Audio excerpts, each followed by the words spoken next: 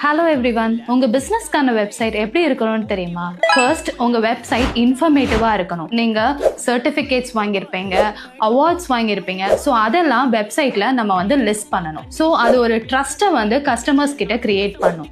Second, நம்ம website visually அப்பீலிங்கா இருக்கணும். நம்ம கிராஃபிக்ஸ்ல ப்ளே பண்ணலாம், அனிமேட்டிவ் வீடியோஸ் ஆட் பண்ணலாம், வெக்டார் வீடியோஸ் ஆட் பண்ணி நம்ம வந்து என்கேஜிங்கா வெப்சைட்டை வச்சிருக்கணும். தேர்டு, நேவிகேஷன் ஃப்ளோ கரெக்டா இருக்கணும் வெப்சைட்ல. இப்போ நீங்க சர்வீஸ் ஓரியன்டா இருக்கலாம், இல்ல ட்ரீட்மெண்ட் ஓரியன்டா இருக்கலாம். வெப்சைட்ல டீடைல்ஸ் கொடுத்துருப்போம், அதுல இருந்து டைரக்டா உங்களுக்கு காண்டாக்ட் பண்ற மாதிரி இருக்கணும். It may be through a form or call action button இருக்கலாம், அதர்வைஸ் இமெயில் ஆக்ஷன் பட்டன் இருக்கலாம். ஸோ ஈஸியா இது மூலமா உங்களை காண்டாக்ட் பண்ற மாதிரி இருக்கணும். ஸோ எக்ஸாம்பிளுக்கு நம்ம ஒரு வெப்சைட் ஷோ பண்ணலாம் அப்படின்னா askarworldtours.com அப்படின்ற வெப்சைட்.